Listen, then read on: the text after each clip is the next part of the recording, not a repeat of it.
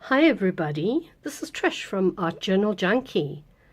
Now, as you'll remember, I was asked by Peg Atkins Robertson to take part in the Everyday Art Hop, and I made this little black and white and in full color journal. I'll put an iCard up at the top here, to show you how I made the little journal. But anyway, let me show you what happens inside, and I just want to get it into some sort of alignment here. Let me just go out a little bit more. There we go. Okay, whoops, get rid of this, put it down here, and I am sort of about to A4 away. Okay, so I was invited by Peg Atkins Robinson to take part in the Everyday Art Hop, and the whole idea of this little journal was that you could spend just a couple minutes every day doing some art. It's small enough that you can do it without feeling daunted. As you'll see, it's about 4.5 inches by, if I look at it, nearly square, 4.5 by 4.5. So it's very small, and you can do quite a bit every day if you wish, or you can do a little bit here and there, jump around. So let me show you how I've completed mine. That was the first thing I did. It was in July because it was for the hashtag Everyday Art Hop.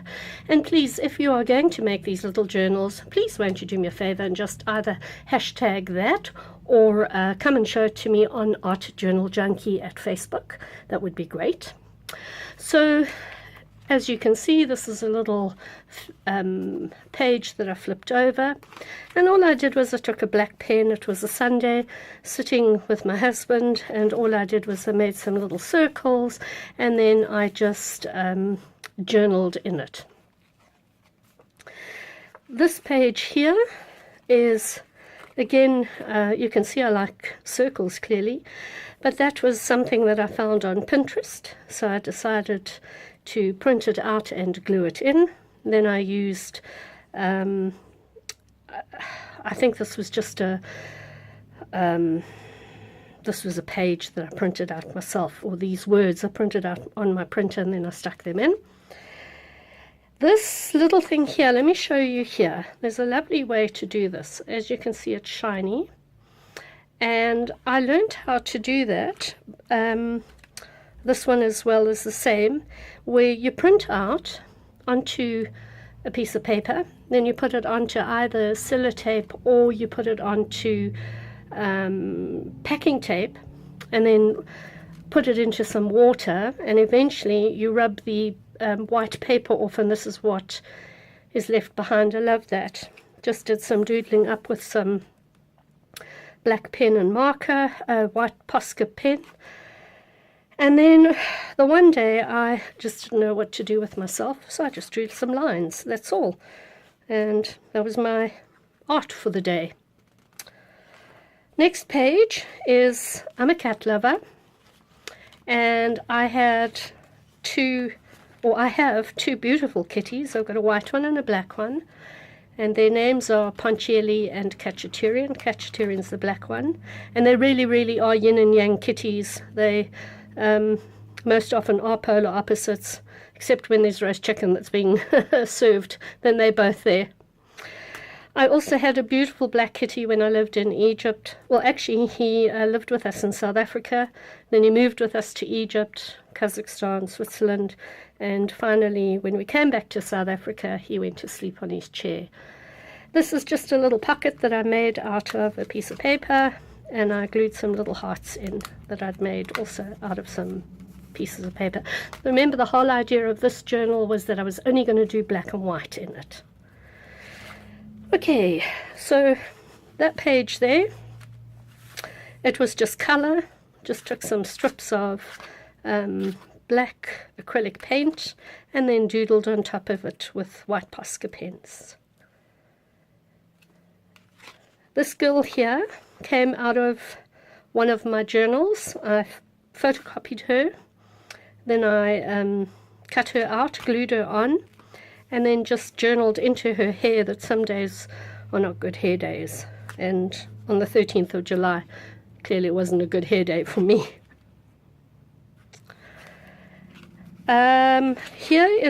So this is what I would call a full page. Well, sort of. So I gessoed the shape of my fish onto this page. You could also just cut out the shape on white cardstock and stick it in if you wish. And then I doodled with black pens. And my question was that day, if GHOTI does not spell fish, then what does? This particular day was a Saturday. I was just hanging around. If I remember correctly, I sat in a coffee shop and I doodled with a black pen, and this is folded over like that. And actually I can. I went through a little bit of a, oh my word, what am I doing? Am I a master of everything, or am I a master of none and a jack of all trades? But actually I can. When I put my mind to something, I actually can do it. Might get bored with it and move on to something else, but actually I can, and I love that statement. Again, just printed it out on my printer, tore it out and stuck it onto the background. Oh, these were little pieces of white paper that came off when I was cutting on my silhouette cameo, and I just stuck them in there. Just shows you, hey? You can do anything you want. I love this little, some of you might have already seen, I just want to keep this folded up then it doesn't distract us. Some of you might have seen this picture on my Facebook page, Art Journal Junkie. It's just my simple formula for living. I saw it some years ago and I remembered it, and I went looking that particular day. I do honestly believe in everything that I've written here, you know, live beneath your means and return everything you borrow, which is why I never borrow anything from anybody most of the time, because I'm so lousy at remembering who owns what. You know when to keep your mouth shut. That's something I don't know, but I'm trying. And plan for the future. Don't sweat the small stuff. Stop blaming other people and admit it when you make a mistake. And all of this is about life, and this is my heartbeat, which is a bit wonky. Here I saw, I think it was Raven Ink.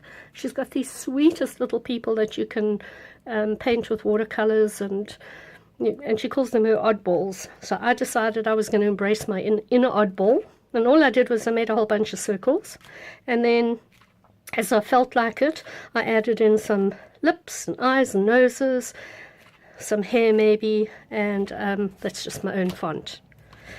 This page, I didn't actually like it, so what I did, because it just went sort of iffy on this yellow, so what I did was I folded it over into a little pocket, and I wrote here, this little pocket is to put anything, all types of whatever I want to put into it.